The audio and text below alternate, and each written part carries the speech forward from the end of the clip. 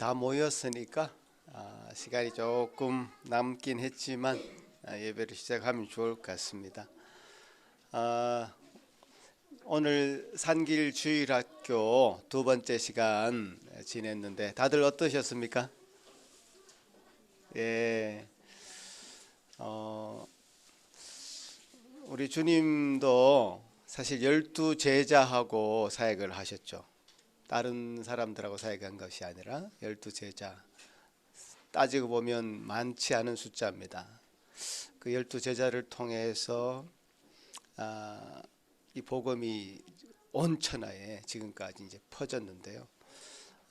우리가 한 사람 한 사람이 그 제자들처럼 준비되고 나아갈 수 있다면 얼마나 이 복음이 편만하게 펼쳐질 것인가라는 것을 한번 상상해 봤습니다. 오늘 주일학교 하는 모습을 보면서 정말 작은 일이 아니다. 엄청 큰 일이다.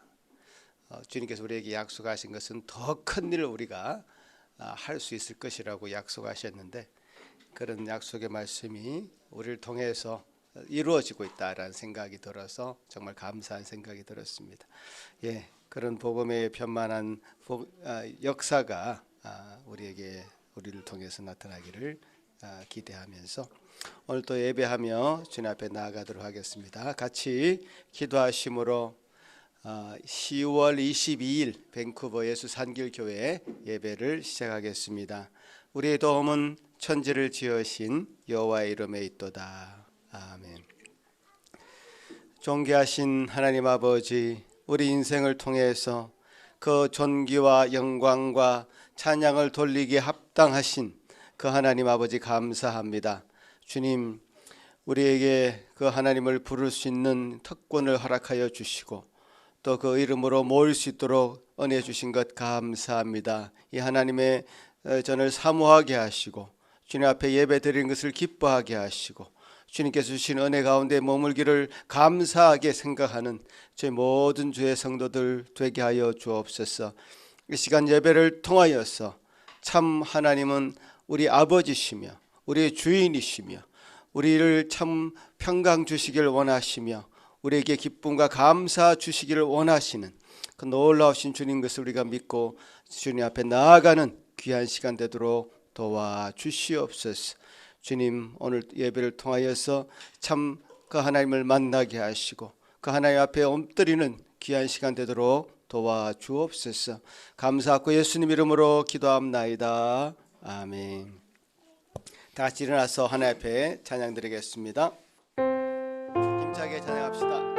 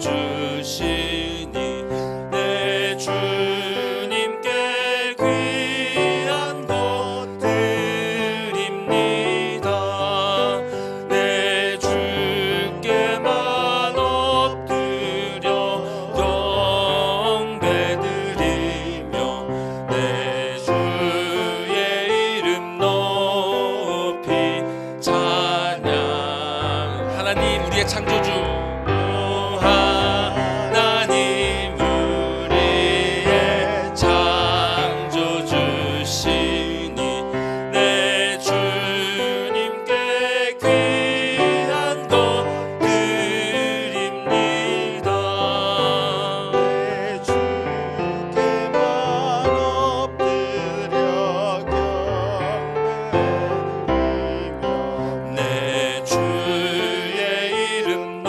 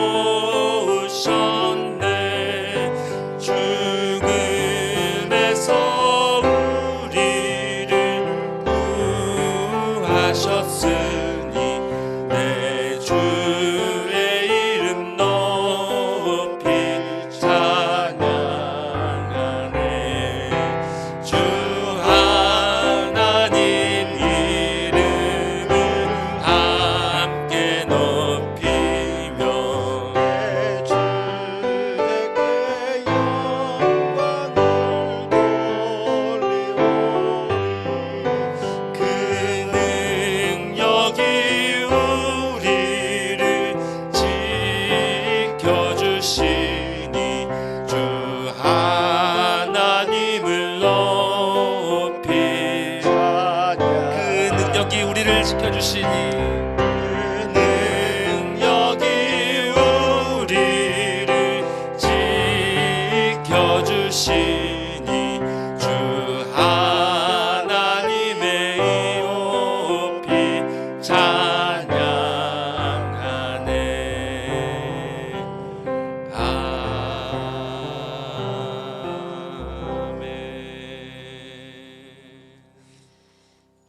앉으셔서 찬양 이어가시겠습니다.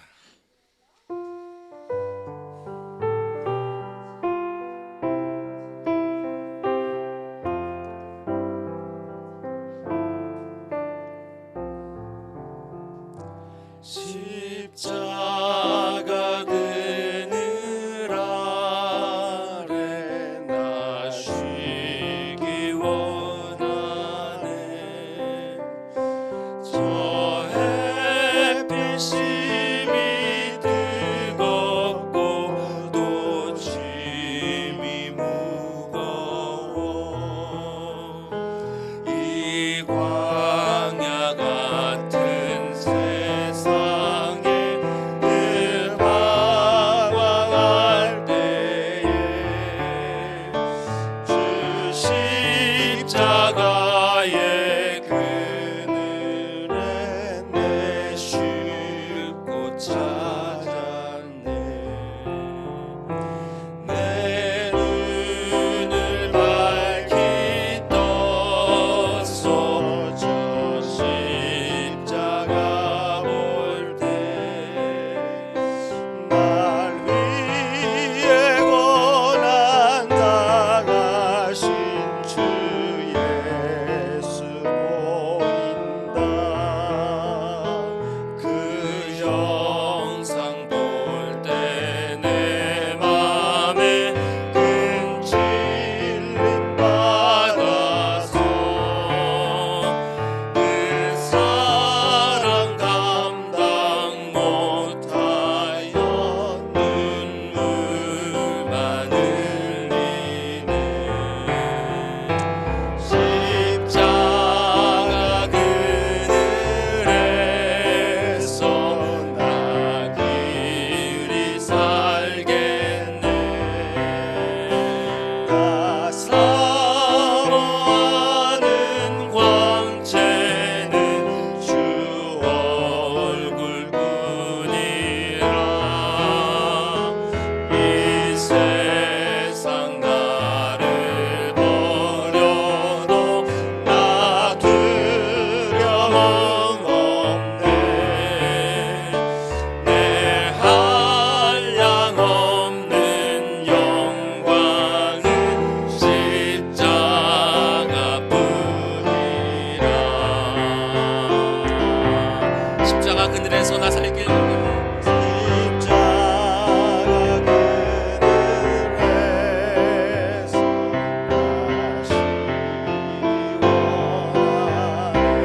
나 사모하는 광채는 사모하는 광채는 주 얼굴뿐이라.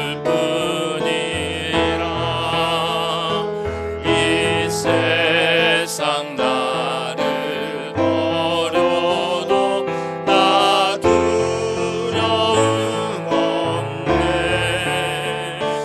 내 한량 없는 영광은 십자가뿐이. 이 세상 나를 버려도 세상 나를 버려도 나 두려움 없네. 내 한량 없는 영광은 십자가뿐이라.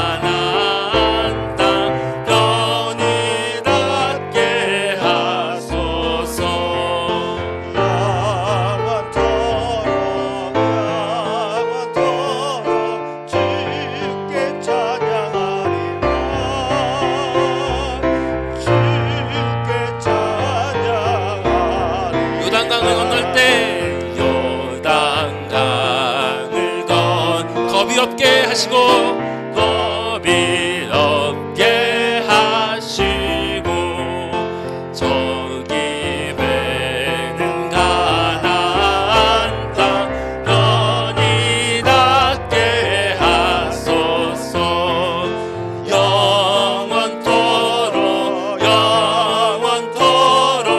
주께 찬양하리라 주께 찬양하 영원토록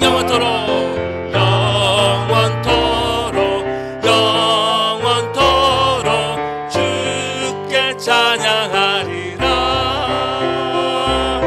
주께 찬양하리라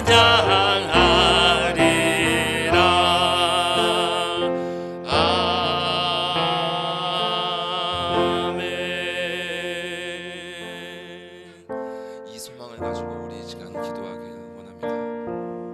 주님, 우리가 마지막 날 요단강을 건너는 그날까지 주님께서 먹여주시는 그 양식을 먹고 또 주님께서 부어주시는 그 생명수를 마시면서 즐겁게 또 힘차게 그 마지막 날을 맞기를 원하옵나이다. 이 시간 우리에게 그 날을 향한 뜨거운 소망 부어주시고 다른 것 생각하지 않도록 하시고 오직 주님으로만 우리가 채워져서 이 예배를 통해서 우리가 그날 맞이하기까지 더 큰 힘을 얻는 귀하고 복된 예배 될 수 있도록 인도하여 주시옵소서. 다 같이 기도하시겠습니다. 하나님이여 감사합니다. 오늘도 이 시간 저희들에게 이 불가피한 양식 가운데 설 수 있도록 도와주시옵소서. 그 영원한 품에 우리 주 자신 참으로 안기고 주님께서 주시는 영원한 공간을 누리며 살아갈 수 있는 은혜를 허락하였습니다. 확신하며 이 땅 가운데 살게 도와주시옵소서. 주여 온전한 평안, 온전한 주님께서 주시는 평안이 주여 우리 마음 가운데 임하도록 도와주시옵소서. 주님의 은혜하기에 우리가 주님 앞에 죄악을 가지고 갈 수 없어 십자가 그늘에 우리 모두를 감추어 주시고 참으로 그 안에서 참 평강을 누릴 수 있는 은혜를 허락하여 주시옵소서. 주여 능력을 부어주시고 믿음으로 이 심령들을 주님 앞에 올려드립니다. 주여 맡겨드립니다. 주여 역사하여 주시옵소서. 새롭게 되어지는 우리 심령들 될 수 있도록 도와주시옵소서. 주님의 놀라운 긍휼과 은혜와 자비가 이 모든 예배 위에 성령의 하늘 함께하여 주시옵소서.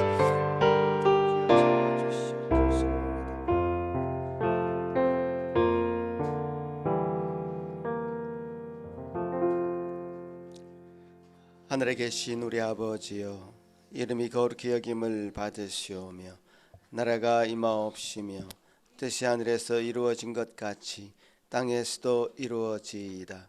오늘 우리에게 일용할 양식을 주시옵고 우리가 우리에게 죄 지은 자를 사하여 준 것 같이 우리 죄를 사하여 주시옵고 우리를 시험에 들게 하지 마시옵고 다만 악에서 구하시옵소서. 나라와 권세와 영광이 아버지께 영원히 있사옵나이다. 아멘. 이사야 58장 저와 여러분이 교독하시겠습니다. 내가 기뻐하는 금식은 흉악의 결박을 풀어주며 멍에의 줄을 끌어주며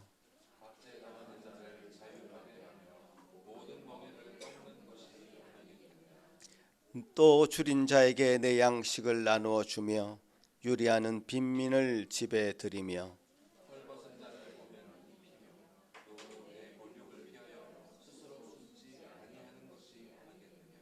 그리하면 내 빛이 새벽같이 비출 것이며 내 치유가 급속할 것이며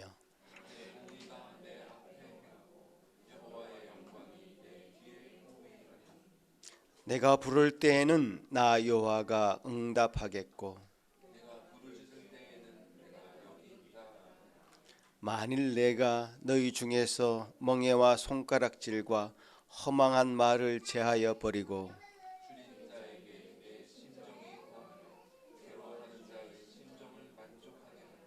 내 빛이 흑암 중에서 떠올라 내 어둠이 낮과 같이 될 것이며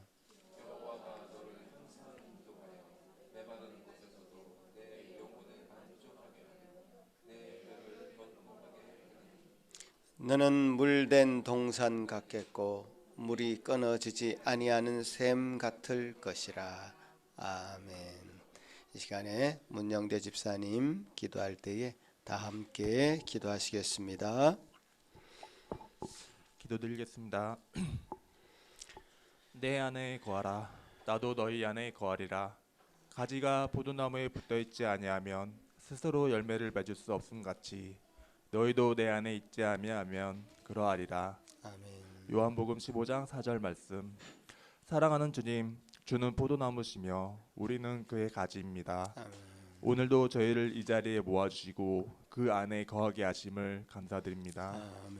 저희가 또 한 주를 지내오면서 주님의 뜻에 어긋나는 행동이나 말을 했다면 너그러운 마음으로 용서하여 주시고 다시 똑같은 일이 반복되지 않도록 지혜를 더하여 주시옵소서. 아멘.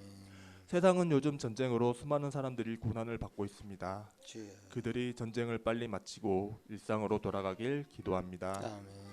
오늘도 말씀을 전해주실 이기선 목사님에게도 그 말씀 한마디 한마디 힘을 실어주시어 주여. 우리가 깨닫고 기억하여 하나님께 영광 돌리길 소망합니다. 아멘.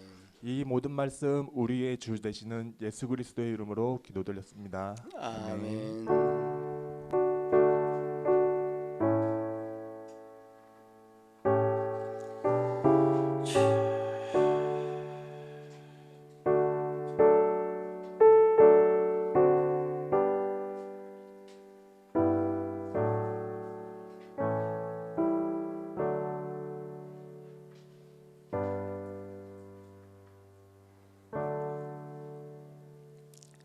예, 오늘 우리에게 허락하신 하나님 말씀은 민수기 6장 24절에서 26절까지입니다. 다 같이 한 목소리로 봉독하겠습니다. 여호와는 내게 복을 주시고 너를 지키시기를 원하며 여호와는 그의 얼굴을 내게 비추사 은혜 베푸시기를 원하며 여호와는 그 얼굴을 내게로 향하여 드사 평강 주시기를 원하노라 할지니라 하라. 아멘. 우리 어린이들 앞으로 나와 주세요.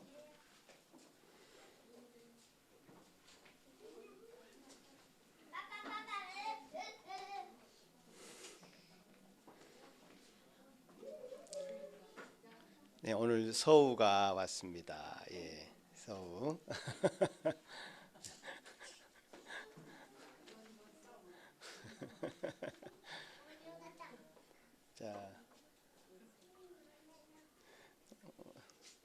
자, 우리 아이들 오늘도 암송합니까? 예, 암송하겠습니다. 암송 시작.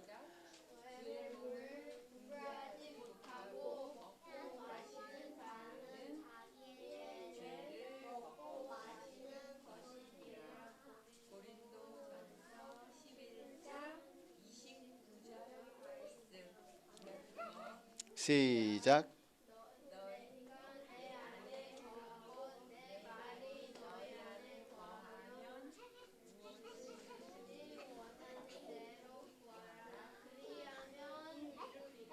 아멘.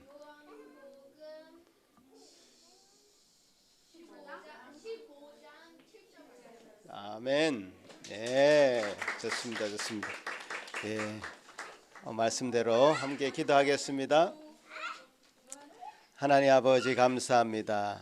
이 아이들이 참으로 고백하는 것처럼 예수님의 그 말씀이 이 아이들 마음에 참 거하게 하시고 또 이 아이들도 예수님의 그 품에 거할 수 있는 은혜를 주셔서 참으로 주님 앞에 그런 친밀한 교제 속에 살게 하시고 무엇이든지 주님의 것이 주님의 원하는 것이 이들의 소원이 되게 하시고 이들의 소원을 주님 앞에 아뢰일 때마다 응답받는 놀라운 역사가 있게 도와 주시옵소서.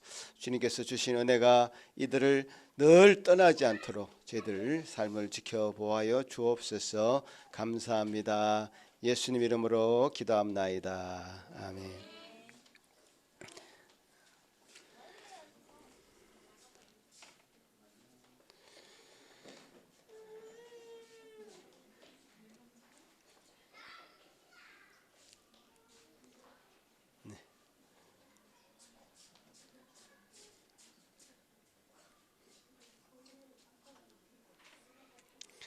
여러분은 주님이 주시는 진정한 평안 혹은 평안을 얻기를 원하십니까? 아멘. 네, 그 갈망이 여러분에게 있으십니까? 평안 얻기를 원하지만 그 평안의 반대말인 불안과 두려움이 여러분의 마음속에 자리 잡고 있지는 않습니까? 우리 주님은 오늘 말씀처럼 여러분에게 얼굴을 향하여 드셔서 평강의 복을 주시기를 원하십니다. 어떻게 하면 우리가 우리 속에 있는 원초적인 그 불안함으로부터 벗어나고 주님께서 주시고자 하는 그 평안을 누릴 수 있을 것인가, 그런 이야기를 오늘 한번 해보려고 합니다. 제일 먼저 하고 싶은 말은 인간의 어떤 원초적인 그 불안함이 예수님을 만날 수 있도록 해주는 접촉점의 역할을 한다는 겁니다. 불안함과 그 두려움이 진정한 평안으로 이끄는 그런 힘이 됩니다. 진정한 평안을 갈망하게 만들죠. 그래서 그 진정한 평안을 결국 얻도록 길을 열어주는 역할을 하는 것입니다. 예수님의 제자들의 그 예를 한번 들어보도록 하겠습니다. 예수님의 제자들, 그들이 가장 불안했던 시기는 바로 그들이 그토록 의지했던 예수님이 떠난다는 얘기를 들었을 때입니다. 예수님의 제자들은 3년 동안 예수님을 따라다녔습니다. 마치 오리 새끼가 그 어미를 따라다니듯이 졸졸졸졸 따라다녔던 겁니다. 예수님과 헤어질 생각을 전혀 못했습니다. 진정으로 예수님을 참 의지했던 그들은 예수님의 부재라는 것에 직면했고 그들은 참 몸을 부들부들 떨 수밖에 없었던 것입니다. 그래서 예수님은 제자들에게 말씀합니다. 나는 떠나는 것이 아니다. 다만 보혜사 성령으로 너희와 함께 할 것이다. 성령님이 그 모든 것, 내가 말한 지금 모든 것을 다시 알려줄 것이다. 성령님이 그것을 생각나게 해줄 것이다. 너희가 홀로 남겨졌다, 버림받고 빼앗겼다고 느낌이 들지 않도록 해줄 것이다. 그러니 불안해하지 말아라. 오히려 평안을 얻게 될 것이다. 이런 말씀을 요한복음 14장에서 하시는데요. 그 말씀을 개정 성경으로 같이 한번 읽어보겠습니다. 시작. 평안을 너희에게 끼치노니 곧 나의 평안을 너희에게 주노라. 내가 너희에게 주는 것은 세상이 주는 것과 같이 아니하니라. 너희는 마음에 근심하지도 말고 두려워하지도 말라. 자, 요한복음 이 말씀은 예수님이 제자들에게 나는 떠나겠다고 말한 뒤에 그들이 근심하는 그런 상황 가운데 주신 확신의 말씀이었습니다. 이 말씀을 보면 나의 평안을 너희에게 준다 이렇게 얘기했죠. 제자들에게는 평안이 있을 수가 없죠. 그 제자들 속에서 그것이 우러나올 수가 없습니다. 평안은 위로부터 내리는 선물이라는 뜻이죠. 선물로만 그 평안을 얻을 수 있다는 뜻입니다. 우리 인간은 원초적으로 불안한 존재입니다. 우리 힘으로 그 불안을 극복할 수 없습니다. 그러나 우리를 만드시고 우리를 가장 잘 아시는 그분의 품에 안겼을 때 우리는 진정한 평안을 얻을 수 있는 것입니다.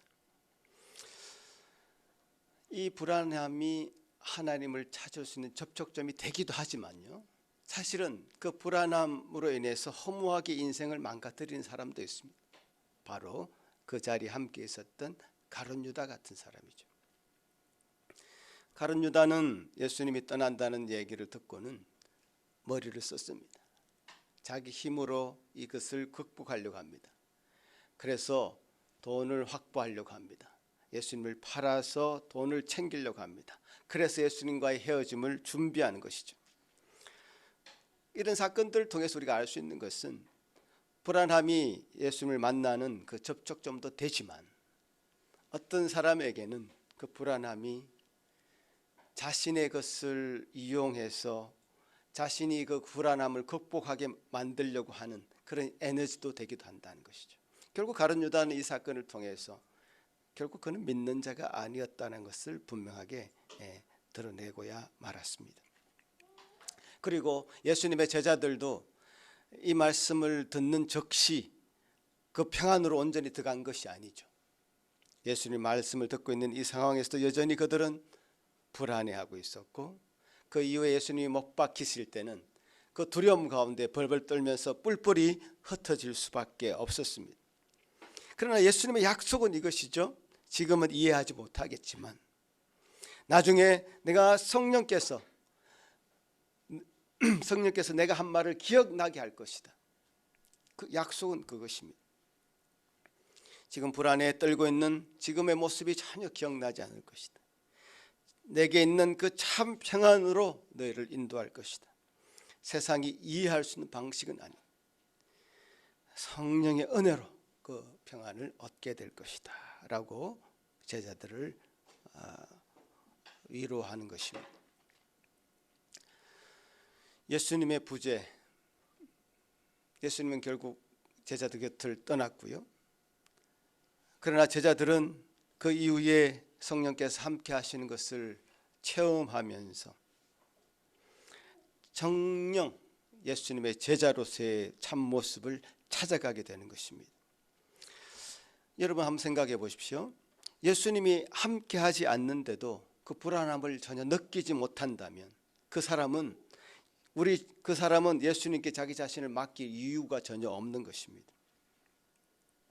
자기 마음을 다스릴 그 불안으로부터 해방할 다양한 방법을 고안해내고 그것에 의지해서 그 불안을 극복할 수 있다면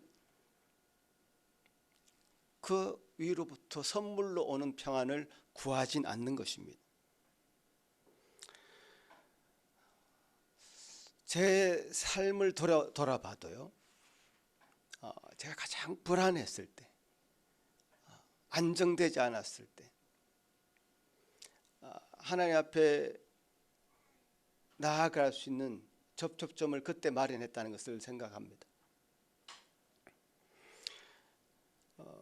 제가 초등학교 1학년이었던 1975년 10월 31일, 이제 10월 31일 곧 다가오죠. 그때 제 아버님이 간암으로 투병하시다가 돌아가셨습니다. 저는 학교 갔다 오면 아버님이 늘 병석에 누워 있는 것을 늘 지켜보면서 초등학교 1학년 시절을 보냈고요. 아버님이 돌아가시는 그날 새벽에 저는 비몽사몽간에 사람들이 몰려와서 하는 얘기를 들었습니다. 아버님이 돌아가시는 그 순간에 아버님은 왠지 모를 두려움 때문에 늘 자리에 누워 계시던 그분이 어느 방 구석에 웅크리고 있었다라는 얘기를 들었습니다. 지금 수십 년이 지났는데 그 들은 이야기는 생생하게 기억이 납니다. 그때 저는 죽음이 무엇인가를 처음으로 경험한 거죠. 죽음이 뭔가. 그리고 아버지가 더 이상 내게 존재하지 않는다는 사실, 애비 없는 자식이 되어버린 거잖아요. 그런 막연한 두려움, 죽음에 대한 어떤 불안함이 저에게 자리 잡았던 것 같습니다. 그 뒤에 제가 2학년이 되었을 때 그때 2학년 담임 선생님은 너무나 무서운 선생님이었습니다. 남자 선생님이었는데 아이들을 줄 쫙 세워놓고 구구단을 못 외우면 뺨을 때리는 그런 선생님이었습니다. 그 선생님 너무 싫었습니다. 무서웠습니다. 운동회를 준비하려고 하는 그날 그해 가을이었는데 운동회 준비하기 위해서 손을 잡고 무용하고 뭐 그런 것을 연습하는 날이었던 것 같습니다. 저는 초등학교 2학년 시절에 지금 주아보다 작은 그때에 가출을 결심합니다. 가방 메고 학교 간다고 해놓고는 학교에 가지 않은 거죠. 저희 집에서 학교까지 한 20분 정도 걸어야 됩니다. 가방 메고 가서는 학교 가지 않고 야산을 헤매는 겁니다. 그 동네, 다른 동네 넘어서. 그때 어떤 형들이, 중학교 때는 형들 한 3명 정도가 저를 발견했습니다. 딱 보아하니 학교를 땡땡이 치고 돌아다니는 아이처럼 보였던 모양입니다. 저한테 몇 가지 질문했던 것이 기억나고, 그 형들이 제 손을 잡고 학교로 데려갔습니다. 지금 생각해 보면 그 형들이 참 고마웠던 것 같아요.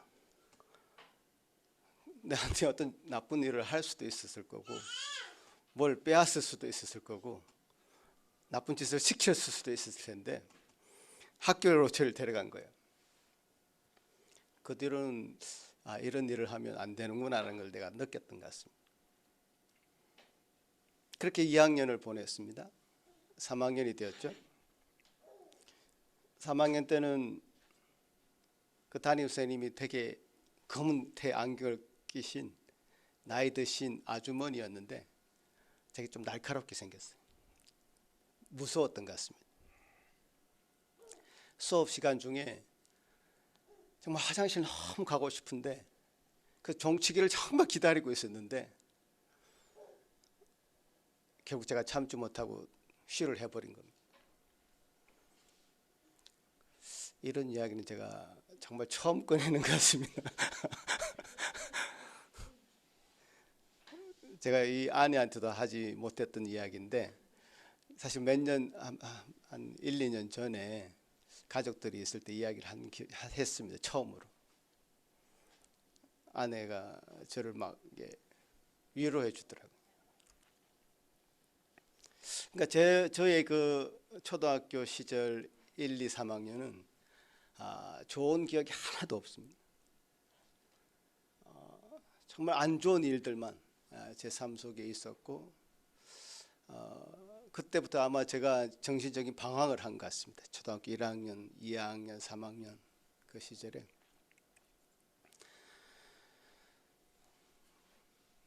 이런 이야기 저만 하는 게 좀 억울하긴 한데요.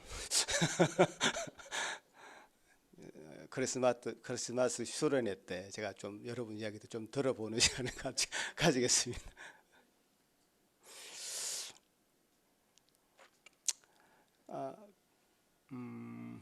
인생의 정말 굴욕적인 그런 최악의 시기였죠. 그 뒤로는 조금씩 우상향했던 것 같습니다. 그 정점을 초등학교 3학년 매년 사건을 하나씩 경험하면서 1학년, 2학년, 3학년 경험하면서 어떤 정신적인 방황 가운데 깊은 수렁에 빠졌던 것 같습니다. 여러분은 좀 어떠십니까?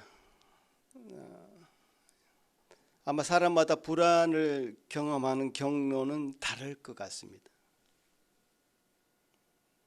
저처럼 어떤 죽음을 경험하거나 심각한 그런 정신적인 방황이 있을 때일 수도 있고요. 또 암 진단을 받거나 어떤 중병에 시달릴 때도 있을 것 같습니다. 어떤 사람은 인간관계가 뒤틀리고 어그러져서 불안감을 느낄 수도 있겠죠. 또 어떤 사람은 믿고 의지했던 그 사람을 떠나보냈을 때일 것 같기도 합니다. 그러나 저는 그 불안한 감정이 우리를 사로잡을 때 그때가 주님께 나아갈 수 있는 정말 참 좋은 기회다. 저는 그렇게 믿는 것입니다. 우리 힘으로 얻을 수 없는 그 위로부터의 평안을 얻을 수 있는 때라고 생각이 되는 것이죠. 그런 경험들은 우리 인생에 꼭 필요한 경험이다. 불안을 경험해 보는 것, 그렇게 저는 생각이 듭니다. 제자들에게도 그랬고 저의 삶을 통해서 볼 때도 그랬습니다. 저는 그 이후에 죽음의 그 공포, 또 절대적인 권력자로부터의 억압과 위축, 또 의지할 것 없어서 늘 불안한 마음 상태가 저의 정신적인 방황을 이끌었었는데, 그것은 하나님을 만나고 나서 죽음의 공포에서 벗어나고 절대자의 억압이 아니라 참 해방과 자유함의 눈물을 흘릴 수 있었고요. 나의 삶을 맡기고 의지할 수 있는 분명한 대상이 있음으로 해서 그 참 평안의 길로 들어섰다, 이렇게 고백할 수 있습니다. 우리의 삶의 여정 가운데 있었던 그런 불안의 감정과 두려움의 그 경험은 하나님께로 이끄는 촉매제 역할을 할 수 있다는 것입니다. 두 번째는요, 우리가 평안을 누리는 것, 평안을 얻는 것은 어떤 갈등이나 시련에서 벗어난다는 의미가 아닙니다. 반대된 얘기죠. 어떤 정신적인 방황에서 벗어나서 참 평안을 얻는 길이 예수님을 만나는 길이기도 하지만, 예수를 잘 믿으면 모든 인생살이의 문제가 순조롭게 풀리는 걸까? 누군가는 이렇게 얘기합니다. 신앙생활만 충실히 하면 영적으로나 물질적으로나 삶의 모든 고민거리가 햇빛에 눈 녹듯이 사라지고 축복받는 삶을 살 수 있다고 얘기합니다. 하지만 우리의 신앙생활을 개인적인 삶의 문제를 해결하기 위한 효과적인 혹은 신비스러운 그런 방편으로 여기는 것은 문제가 있습니다. 원래 에덴 동산은요, 불안과 두려움에서 자유로운 곳이었습니다. 그러나 죄가 에덴 동산에 들어오면서 불안과 두려움은 시작되었습니다. 따라서 우리가 에덴 동산 이후에, 그 죄가 이 세상에 들어온 이후에 에덴 동산에서부터 저 천국에 가는 이르는 그 모든 여정에는, 인간이 살아 숨쉬는 동안에는 불안과 두려움을 경험하게 되어 있습니다. 엄마 뱃속에서부터 무덤에 이르기까지 이 불안과 두려움에서 자유로울 사람은 단 한 명도 없다는 뜻입니다. 그래서 저는 이렇게 말하고 싶은 겁니다. 우리의 신앙은 그럼에도 불구하고의 신앙이 되어야 된다는 뜻입니다. 같이 한번 따라합시다. 그럼에도 불구하고, 우리의 상황에도 불구하고. 시편 기자의 이야기를 한번 들려드리고 싶은데요. 시편 27편 같이 한번 읽어보겠습니다. 시작. 여호와는 나의 빛이요 나의 구원의 신이 내가 누구를 두려워하리요. 여호와는 내 생명의 능력이시니 내가 누구를 무서워하리요. 악인들이 내 살을 먹으려고 내게로 왔으나 나의 대적들 나의 원수들인 그들은 실족하여 넘어졌도다. 군대가 나를 대적하여 진칠지라도 내 마음이 두렵지 아니하며 전쟁이 일어나 나를 치려할지라도 나는 여전히 태연하리로다. 아주 위급한 상황 아닙니까? 지금 시편 기자가 맞이하는 이 상황은 군대들이 쳐들어왔습니다. 악인들이 자기 살을 먹으려고 지금 와 있는 겁니다. 어르렁거리고 있습니다. 그럴 때 자신을 둘러싼 그 원수들의 그 압박 속에서도 나는 여전히 태연하리로다. 나는 여전히 평안을 누리고 있다. 나는 여전히 그 안에서 참 자유하고 있다라는 사실을 고백하는 것입니다. 이 세상의 평안은 없습니다. 온갖 두려움과 위협이 마치 전쟁처럼 우리의 삶을 둘러싸고 있습니다. 그러나 이 세상이 알 수도 없는 평안, 이 세상의 방식으로 얻을 수 없는 평안을 우리에게 주겠다고 약속하는 것입니다. 세상이 알 수 없는 평안이라는 것은 어떤 의미일까? 이 세상은요, 이 평화를 유지하기 위해서 강력한 힘이 필요하다고 얘기합니다. 소위 힘의 절대 우위 때문에 그 전쟁을 피할 수 있다, 평화를 유지할 수 있다라고 논리를 펴고 있습니다. 그래서 평화를 위해서 군비를 비축합니다. 평화를 위해서 군대를 늘립니다. 이게 참 역설적인 이야기죠. 근데 그 결과는 지금 어떻습니까? 강력한 힘을 바탕으로 하는 평화가 이루어지고 있습니까? 힘의 균형이 지켜지고 있습니까? 전혀 그렇지 않습니다. 이건 역사적인 사실이죠. 지금 우리가 보고 있는 러시아와 우크라이나의 전쟁. 러시아는 세계 2위의 군사력을 가지고 있는 나라라고 일컬어졌습니다. 우크라이나 쳐들어가면 며칠 만에 끝낼 것이라고 장담했습니다. 근데 그 전쟁이 지금 1년을 끌고 있습니다. 지금 팔레스타인, 이스라엘 전쟁이 터진 지 거의 3주 이제 지나고 있습니다. 이스라엘과 팔레스타인은요, 그야말로 군사력이 10분의 1도 안 됩니다. 팔레스타인. 지금 이스라엘이 마음 먹고 공격하면요, 그냥 끝납니다. 그런데 그것을 뻔히 알고 있는 팔레스타인이 먼저 공격을 합니다. 이걸 어떻게 해석해야 되나요? 자기가 공격해서 당하면 자기 그냥 끝장날 수도 있다라는 사실을 알고서도 공격을 합니다. 힘의 균형이 지켜졌습니까? 이 세상이 원하는 그 평화의 방식이 지금 해결책으로 그렇게 하고 있는데 그게 해결되고 있냐고? 전혀 해결되지 않죠. 아마 이스라엘이 지금 팔레스타인을 공격해서 지상 공격을 해서 쳐들어가면요, 다 무너질 것입니다. 그러나 더 아랍인들은 더 똘똘 뭉쳐가지고 더 큰 세력을 가지고 또 공격하고 테러하고 계속적으로 이것은 끝나지 않는 전쟁이 되고 말 것입니다. 이 세상의 평화를 이루고자 하는 방식은 힘을 더 키워서 이제 더 이상 까불지 못하게 만들어 놓고 그렇게 평화를 유지하려고 하는 그런 조폭적인 방식입니다. 그것은 역사적으로 볼 때 결코 이룰 수 없다는 것을 우리는 잘 알고 있습니다.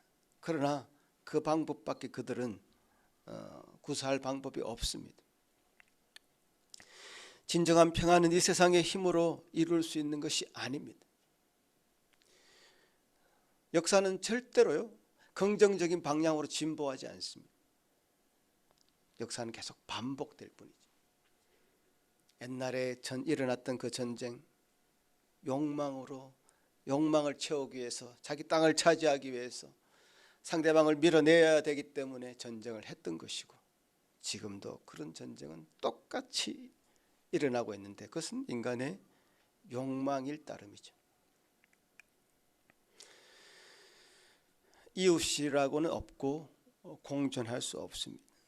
뺏고 빼앗기는 싸움만 있을 뿐입니다. 그래서 평화는 이 세상의 방식으로는 절대로 이룰 수 없다는 것이 지금 역사를 통해 증명되고 있습니다. 자, 그래서 우리는 이 세상이 정말 요란하나 어떻게 우리가 그 요란한 세상 가운데 살면서 평안을 유지할 수 있는가를 찾아야 된다. 그럼에도 불구하고 라는 믿음이 우리에게 필요한 것입니다. 주님으로만 우리가 평안을 얻을 수 있는 방법을 생각해야 됩니다. 그 방식을 찾아내야 된다는 것이죠.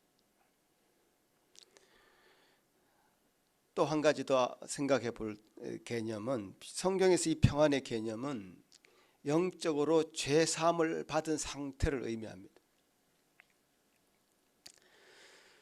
따라서 하나님의 이름을 모르는 사람들은 진정한 평화를 얻기 힘듭니다.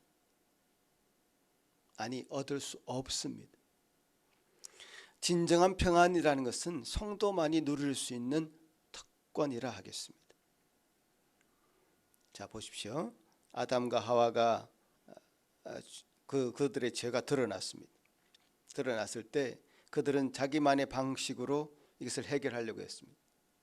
벌거벗었다는 것이 두려워서 무화과 나무 잎을 했습니다. 자기들의 방식이죠. 그런데 그 방식은 어떤 결과를 초래했습니까? 임시방편이에요. 해가 뜨면 그 무화과 나무 잎은 다 말라 없어지고 마는 그런 임시방편입니다. 우리의 불안감을 해결하는 방식은 바로 이런 것들입니다. 그런 것들로 우리 인생의 문제는 해결되지 않습니다. 그래서 하나님은 아담과 그의 아내를 위하여 장기적이고 영구적인 가죽옷을 만들어 입히십니다. 가죽옷은 말라 버리거나 부서질 염려가 없는 옷입니다. 우리의 수치심과 죄책감을 해결하기 위한 근본적인 해결책을 마련하신 것입니다. 이것이 은혜이죠. 예수 그리스도의 은혜는 이 아담과 하와에게 가죽옷을 지어 입히신 하나님의 은혜이죠. 그러니까 근본적인 불안의 문제, 그 실존적인 그 불안의 문제는 이 세상의 방법이 아니라 사망의 권세를 깨트리시고 부활하신 예수 그리스도를 통해서 얻을 수 있는 것입니다. 우리가 가지고 있는 방식, 우리의 어떤 방식으로 입은 모든 옷은 벗어버리고 예수님께서 지어 입히신, 하나님께서 그 아담과 하와에게 지어 입히신 그 가죽옷을 우리가 입을 때에 주님께서는 우리에게 영원한 평안을 허락하신다는 것입니다. 우리가 가지고 있는 통제권을 내려놓아야 됩니다. 자기 스스로 불안을 해결할 수 있는 생각을 포기해야 됩니다. 그럴 때에 진정한 평안을 우리에게 허락하시는 하나님인 것을 우리가 믿으시기 바랍니다. 결국 하나님을 믿는 그 믿음, 그리고 그 하나님을 믿는 그 믿음에 대한 확신이 우리를 평안으로 인도할 수 있다는 것이죠. 참된 믿음을 가질 때에 우리는 그 평안 가운데 들어갈 수 있는 것이죠. 참된 믿음은 세 가지의 것으로 요소를 가지고 있습니다. 여러분 잘 아시다시피 참된 믿음을 위해서는 첫 번째로 지식이 필요합니다. 우리가 믿는 대상을 분명히 알아야 됩니다. 참되고 바른 하나님에 대한 지식이 필요합니다.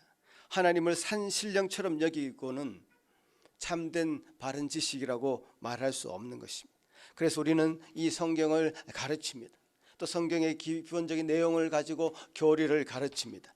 반복해서 그 지식을 습득하려고 노력합니다. 지식은 두려움과 공포를 물리치는 데 유익합니다. 생각해 보십시오. 우리가 과학적인 지식이 없었을 때 하늘에 일식, 개기 일식 같은 게 생겼을 때 옛날 우리 조상들은 두려워했습니다. 그런 현상이 일어나는 것에 대해서 굉장히 두려워했습니다. 무서워했습니다.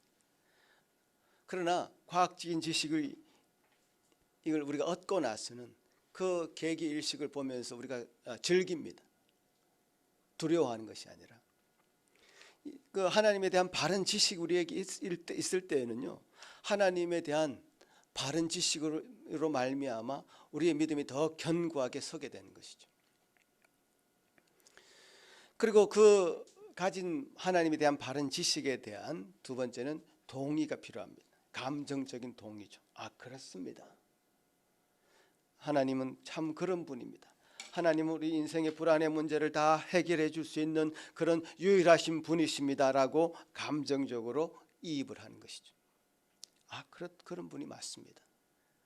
내 경험상 그렇습니다. 감정적으로 동의되지 않은 지식을 메마른 지식이라고 그러죠. 머리에만 있고 그 지식이 우리 가슴으로 내려오지 않을 때 이것은 메마른 지식이라고 할 수밖에 없죠. 이성적으로 하나님에 대한 지식을 가졌고 그것을 감정적으로 동의했다면 그 다음 필요한 단계는 분명한 신뢰입니다. 그러니까 지정의라고 우리가 보통 우리 인격을 두고 얘기하는데 하나님에 대한 아는 지식이 있고 그것이 우리 마음속에 감정적으로 동의를 하고 또 그 감정적인 동의만으로 해서 구원 얻는 믿음이 완성되는 것은 아니죠.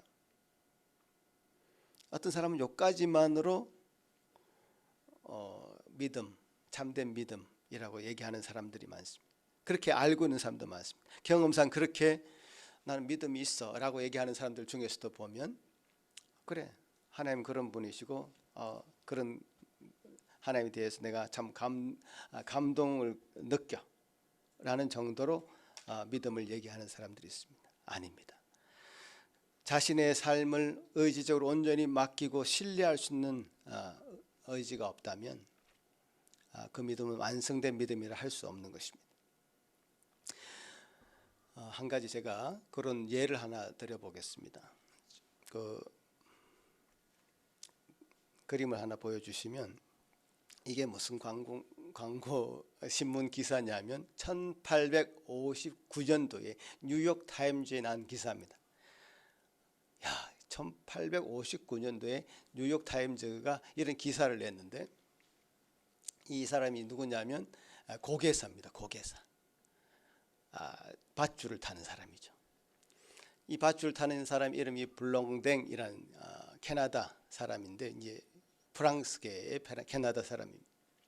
캐나다의 나이아가라라고 하는 아주 거대한 세계에서 제일 큰 폭포가 있습니다. 거의 한 400m의 그 폭을 자랑하죠. 높이는 어마어마하고요. 엄청난 물이 떨어지는 그런 나이아가라 폭포가 있습니다. 이 사람이 신문 기사를 냅니다. 내가 그 나이아가라 폭포의 밧줄을 메어놓고 그 위를 걷겠습니다. 라고 해서 사람들이 구름대처럼 몰려들었습니다. 그 광경을 보기 위해서.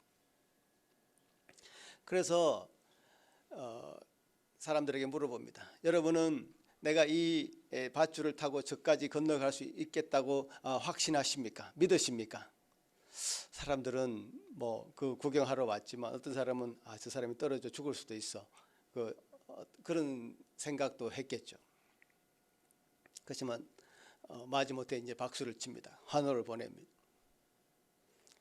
그러나 그 블롱댕은 멋지게 그 밧줄을 건넜다 왔다 옵니다.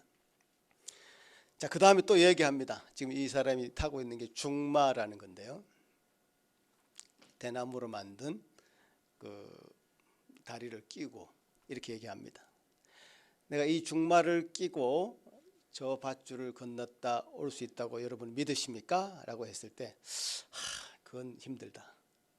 한번 건너 그냥 맨발로 갔다 오는 건 할 수 있는데 저거를 끼고는 정말 못한다. 그건 안 된다고 얘기했습니다. 그러나 멋지게 또 그것을 성공해냅니다. 저 종마를 끼고. 이제 사람들이 반응은 이제 점점 뜨거워지고 있습니다. 자, 그러면 이제 내가 외발 자전거 그 타고 한번 건널 테니까 여러분은 그것을 할 수 있다고 믿으십니까? 중마까지는 모르겠는데 외발 자전거를 타고 저걸 걷는다? 저 바람도 많이 불고 그래서 이게 다리가 줄이 흔들리는데 어떻게 가능하겠냐? 하지만 마지못해 이제 박수를 치면서 격려를 합니다. 멋지게 이 블롱댕은 해냅니다. 자, 이런 과정을 지나서 이제 또 묻습니다. 자, 여러분은 이제 지금까지 하는 것을 다 봤으니까 이제 내가 한 사람을 목마를 태워서 이 외나무 다리를 건널 수 있다고 생각하십니까? 이제는 환호성을 보냅니다. 분명히 그렇게 할 수 있다. 중마도 채워서 건널 수 있었고 외발 자전거를 타고도 건넜었는데 이 사람을 얹고 이렇게 타는 것은 너무나 가능한 일이다. 다 이제 환호성을 보냅니다. 박수를 칩니다. 자, 그러면 제 목에 탈 사람 있으면 앞으로 나와 주시기 바랍니다. 라고 했을 때 거기 있는 수천 명의 그 관중 중에 아무도 나서지 않은 것이죠. 결국 그 불농댕을 온전히 신뢰할 수 없었던 겁니다. 그러니까 믿음이라는 것은 내가 감정적으로 동의한다고 해서 완성되는 것이 아니라 그 사람을 온전히 신뢰한다는 것은 그 사람에게 나를 온전히 맡긴다는 뜻인데 자신의 삶을 그 불농댕에게 맡길 수는 없었던 것이죠. 근데 그 중에 한 사람이 뚜벅뚜벅 걸어 나옵니다. 그 사람은 불농댕과 함께 일하는 직원인 것이죠.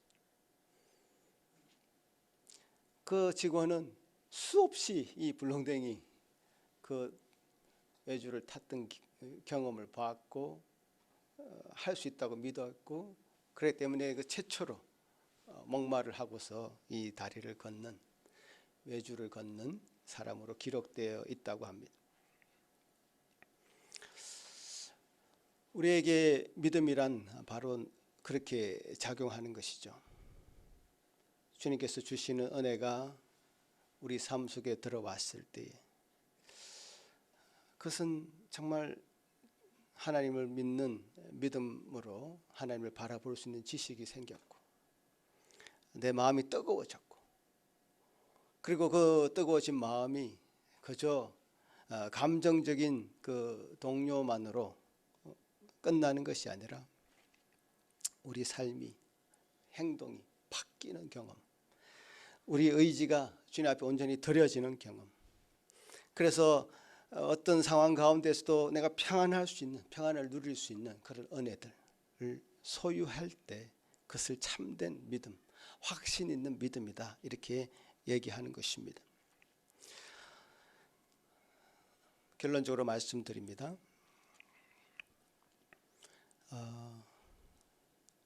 이 평안은요 결국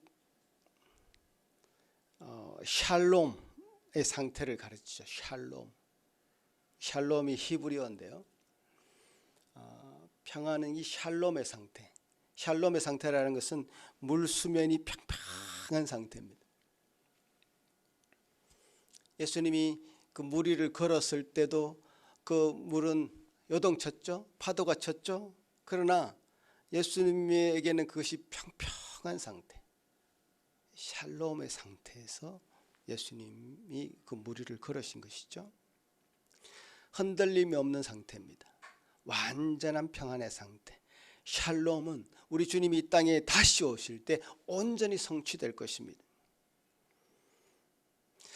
세상에 이 물결이 계속 치고 있는 가운데에서도 예수님께서 다시 오셔서 이루실 온전한 그 평안, 온전한 샬롬을 우리가 기대한다면 우리는 그 예수님이 우리에게 주시는 예수님에게만 있는 그 평안을 우리의 것으로 삼을 수 있다는 뜻입니다. 누가복음 3장 5절에 이렇게 말씀하십니다. 같이 한번 읽어볼까요? 시작. 모든 골짜기가 메워지고 모든 산과 작은 산이 낮아지고 굽은 것이 곧아지고 험난한 길이 평탄하여질 것이요. 우리 주님이 오실 때 우리 주님이 이루실 것은 평평하게 만드는 겁니다.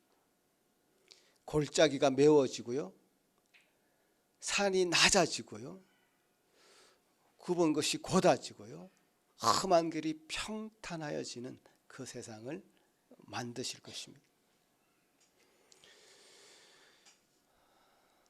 우리가 이 세상에 살 때는 그럼에도 불구의 그 신앙이 필요하였다면 주님이 이 땅에 다시 올 때는 그런 신앙이 필요 없습니다. 다시 오는 그날은 주님 그렇습니다. 우리가 보는 것이 주님이요, 우리가 느끼는 것이 평안이죠. 주의 평안을 보게 될 것이고 온전히 누리게 될 것입니다. 우리는 그날을 기억하고 그때를 바라보며 고대하며 살아가는 인생들입니다. 우리가 이루어야 될 궁극적인 그 평안은 그때서 완성될 것입니다. 자, 누가 그러면 그 평안을 온전히 누릴 것인가? 그때를 준비하는 자들.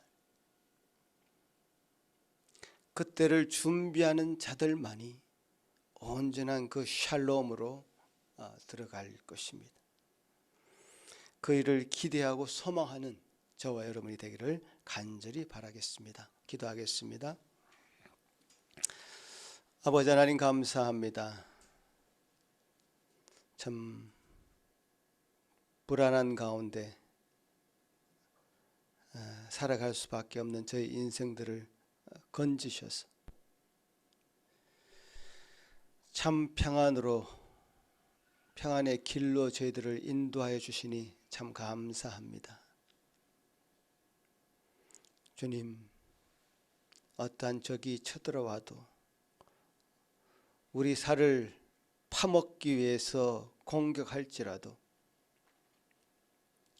오히려 태연하며 안연했던 시편 기자의 그 고백이 우리의 고백이 되게 도와 주시옵소서. 믿음으로 온전히 기쁨으로 감사함으로 그 요단강을 건널 수 있는 저희들 되게 하여 주시옵소서. 완전하지는 않다 할지라도 주님이 주시는 평안을 참 맛보며 영원한 그 평안 가운데 들어가기를 소망하며 살아가는 저희들 되게 하여 주시옵소서. 아버지 하나님, 주님, 우리의 원초적인 불안이 주님께로 우리를 이끄는 힘이 된다고도 우리가 믿습니다. 주님 없이는 우리가 살 수 없음을 고백하게 하시고 주님이 원하시는 것 참으로 우리에게 공급하여 주심으로 날마다 주님이 주시는 힘으로 평안으로 살아가는 저희들 되게 하여 주시옵소서. 아버지 하나님 감사합니다. 주님 이 땅에 다시 오실 때에는 참으로 모든 골짜기가 메워지고 모든 산과 작은 산이 낮아지며 굽은 것이 곧아지고 험한 길이 평탄하여 질 줄로 믿사오니 그 일을 속히 이루어 주시옵소서. 아버지 하나님 은혜를 바라보며 하루하루 살아가는 저 모든 산길교회 성도들 되게 하여 주옵소서. 예수님 이름으로 기도합나이다. 아멘. 사도신경으로 우리의 신앙을 고백하겠습니다. 전능하사 천지를 만드신 하나님 아버지를 내가 믿사오며 그 외아들 우리 주 예수 그리스도를 믿사오니 이는 성령으로 잉태하사 동정녀 마리아에게 나시고 본디오 빌라도에게 고난을 받으사 십자가에 못 박혀 죽으시고 장사한 지 사흘 만에 죽은 자 가운데서 다시 살아나시며 하늘에 오르사 전능하신 하나님 우편에 앉아 계시다가 저리로서 산자와 죽은 자를 심판하러 오시리라. 성령을 믿사오며 거룩한 공회와 성도가 서로 교통한 것과 죄를 사하여 주시는 것과 몸이 다시 사는 것과 영원히 사는 것을 믿사옵나이다. 아멘. 다 같이 일어나서 하나님 앞에 찬양하겠습니다.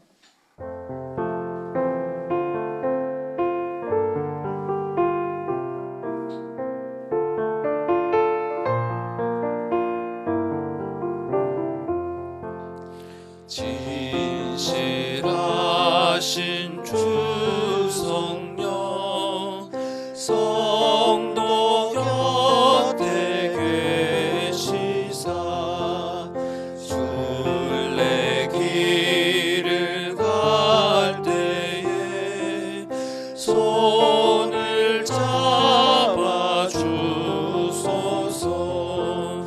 모든 고난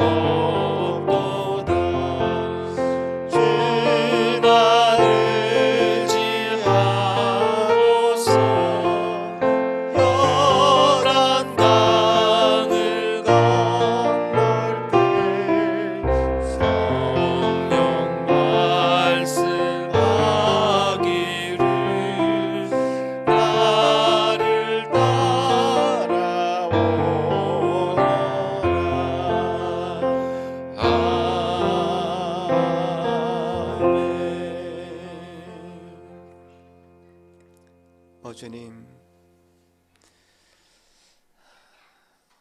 우리의 발걸음을 친히 인도하시는 주 놀라운 성령 하나님의 은혜를 우리 모두가 덧입기를 소망합니다. 우리 힘으로 자행자재할 때 얼마나 불안하고 두려웠던지요, 얼마나 힘이 들었던지요.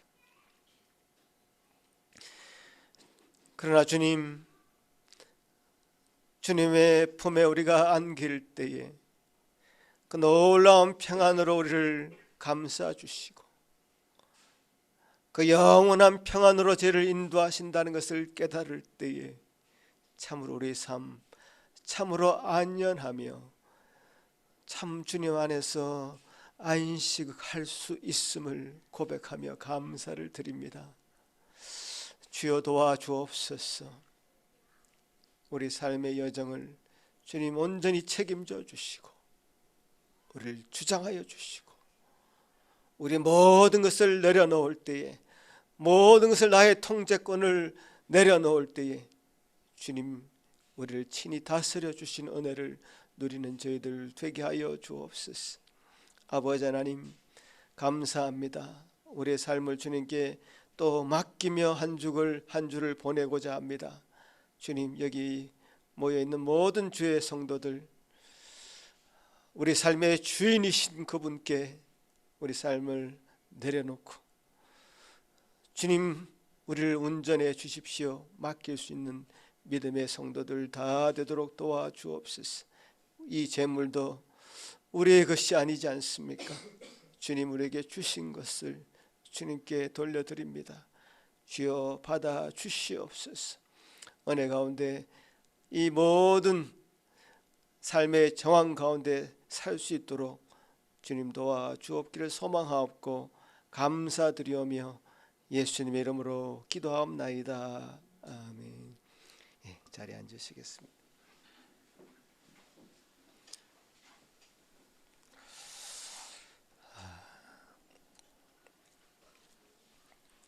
여러분 삶 가운데서도 주님께서 주시는 은혜의 시간들이 있었을 것이다 저는 생각합니다.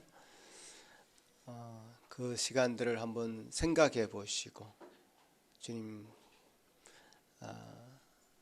여러분의 손을 붙잡으셨을 때, 여러분을 품에 안으셨을 때 그 놀라운 은혜가 여러분 삶을 떠나지 않도록 늘 주님 앞에 온전히 신뢰할 수 있는, 주님을 온전히 신뢰할 수 있는 저와 여러분의 삶이 되면 좋겠습니다. 완전하지는 않습니다. 늘 실패합니다. 하지만 주님 주시는 본을 따라서 완전하게 나아갈 수 있는 그 길로 들었었음을 기억하시고 그렇게 하루하루 또 한 주 힘내서 살아가면 좋겠습니다. 기도하겠습니다. 이제는 우리 주 예수 그리스도의 크신 은혜와 하나님 아버지의 극진하신 사랑하심과 평안을 허락하시는 성령님의 놀라운 은사가 여기 머리 숙여 참 위로부터 오는 평안을 참으로 누리기를 간절히 소망하는 여기 모든 성도들 위해, 그 가정 위에 지금부터 영원토록 함께 있을지어다. 아멘.